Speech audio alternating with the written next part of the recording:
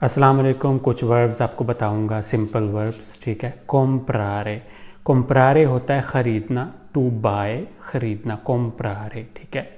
इसी तरह वर्ब है vendere, vendere कहते हैं बेचने को, टू सेल, बेचना, vendere, ठीक है। इसी तरह dare, dare होता है देना, टू गिव, dare, ठीक है। इसी तरह होता है prendere, prendere होता है टू टेक, लेना, prendere, ठीक है। इसी तरह होता है urlare, urlare कहते हैं चीखने, चिल्लाने को, हंगामा करने को, urlare, ठीक है। इसी तरह वर्ब है bere, bere कहते हैं पीने को, टू ड्रिंक। इसी तरह वर्ब है mangiare, mangiare कहते हैं टू ईट या खाने को, खाना खाने को, mangiare, ठीक है। इसी तरह कहते हैं alzare, alzare कहते हैं खड़े होने को, ठीक है, alzare, खड़े होना, ठीक है, टू स्टैंड अप।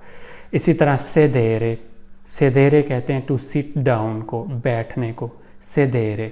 इसी तरह है वर्ब girare, girare कहते हैं घूमने को, ठीक है, girare, घूमना, ठीक है, टू मूव अराउंड। और इसी तरह है camminare, camminare कहते हैं चलने को, पैदल चलने को, camminare। guidare, guidare कहते हैं ड्राइव करने को, टू ड्राइव, guidare, गाड़ी चलाने को कहते हैं, ठीक है, guidare।